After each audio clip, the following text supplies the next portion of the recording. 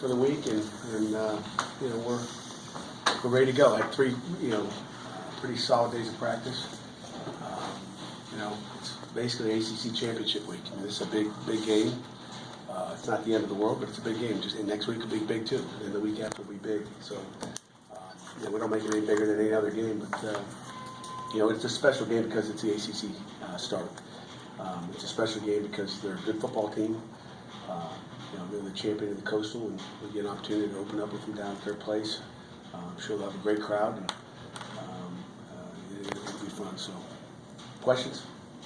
One of the players mentioned yesterday, nobody on this roster has beaten North Carolina in the last 3 years. Is this game maybe more than, aside from just what it means in terms of the Coastal standings, do you feel like this game maybe means a little more to the players just because they've had 3 tough games against them in the last 3 years? I think so. I mean, you had, I guess, 2 7 or less type games, and I think there's always got to be a little bit of the revenge factor and wanting to go down and get one. And it'll be the first time the seniors get a chance to beat them. It's a game that again, they're a good football team. It's a chance that the seniors will have to beat them. And it's the only team in the Coastal that we haven't beat since we've entered into the ACC conference. So I think that means something as well. Is this game, is it fair to say it's a referendum on strategies? One team is more worried about stopping the run than stopping the pass. The other team more concerned with stopping the pass and stopping the run. No, I mean, and I say that because I guess that's what they haven't done, maybe what we haven't done. But they've got to be committed to stopping the run. They have to. I mean, and again, to say that it's just what they haven't done, maybe what we haven't done. They've watched the tape. They have to stop the run. They have to. And we have to. So I think that'll be a critical part of the game is who does what, and I think both of us have to eliminate explosive gains, and on the other end both offenses have to have them to win the game. I think that's part of the game. I think the team that has the most explosive runs or passes will win the game. Going into the season, Pat, your offensive line was about as probably I looked at as a group as you all had through 3 games here. How has their performance sort of matched your expectations that you had for them going into the season? Well, I think anytime you're rushing for over 200 yards a game, which we had the last 2 outings, we didn't in the opener for whatever reason. We still wish we would have and could have, regardless of what plays we have called.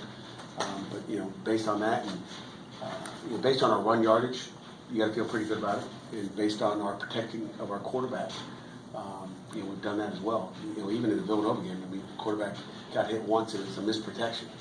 And it came down to a communication issue with an offensive lineman telling our tailback where to go. And if you look at it, all the linemen slide this way, and the tailback was supposed to go this way. But the tailback stood right behind all the big old linemen going this way. And it was a mental thing, not a, we got beat, someone got beat. When you go back and watch it, it's 7 points for them, and it should have been a shutout. So, that's minute. But our guys have done a great job of running the football and they protect the quarterback, and that's what O-linemen do. They can't do anything else. They can't catch a pass. They can't run a route.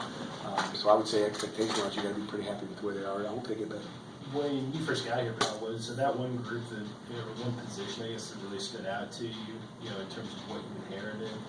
It seems like it was 10 years ago. I don't remember. But, I think we took our guys when we got here and really didn't care what it was that we had run into. It's, what are they now? And we didn't have the depth a year ago that we have and developed right now. Coach, you always talk. Go ahead. You talked on Monday about wanting to look at some communication things in your secondary. Can you get a gauge through practice of if you think some things have been corrected, some steps have been made, and what are real good gauge. Real good gauge. On Tuesday, Wednesday, there was loud communication and a huge emphasis put on it. And that's what we do as coaches, try to fix the problems. And you can't you plug up that hole over there, all of a sudden something else springs somewhere else. We know that. But that was a major focus this week, and so really Tuesday, Wednesday it was loud, and we were making signals. I think you guys will see some signals. They go, hey, what's that signal? I wonder what that signal. Jerry, you'll be like, hey, Coach, what does this signal mean? I'll ask. I know you will. So I think you'll see more of that because we've overemphasized it. We need to over communicate, and you got to do it in a fast tempo. And then today we had it was a little louder practice, so you couldn't hear someone say anything. So you better. Whether it's that loud there or not, we're prepared for the noise as well.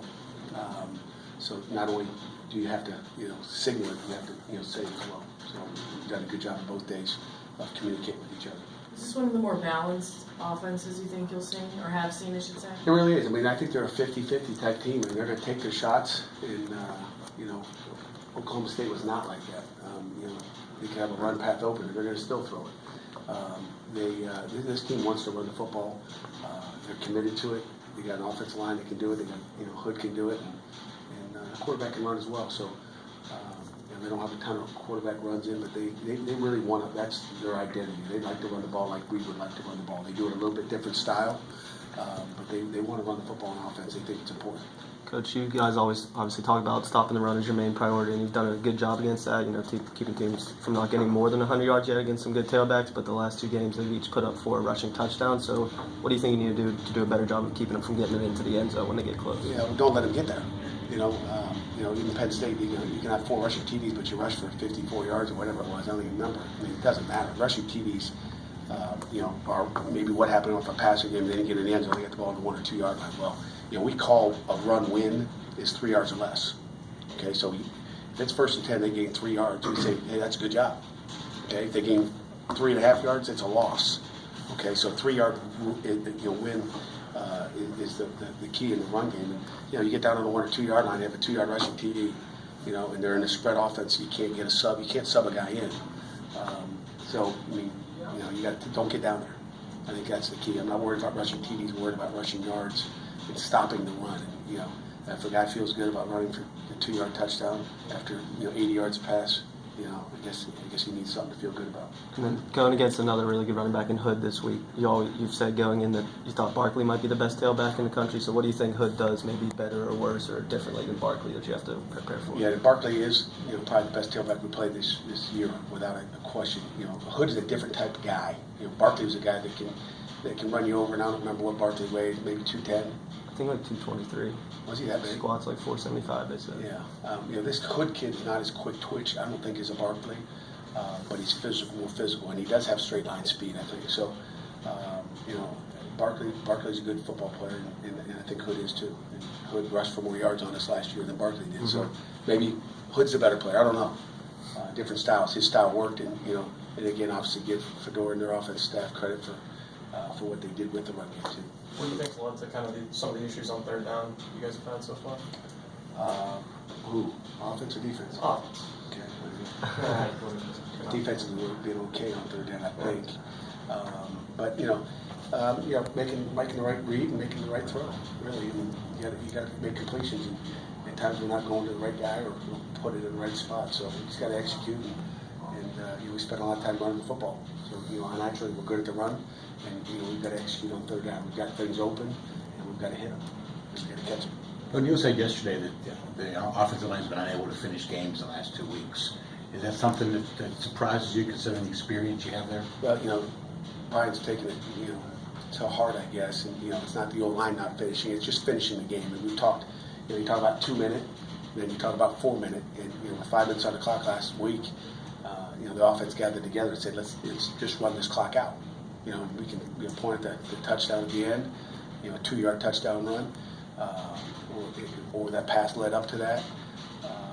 But it comes down to, hey, each side of the ball we have a chance. It's a game of inches, and we got to gain every inch we can.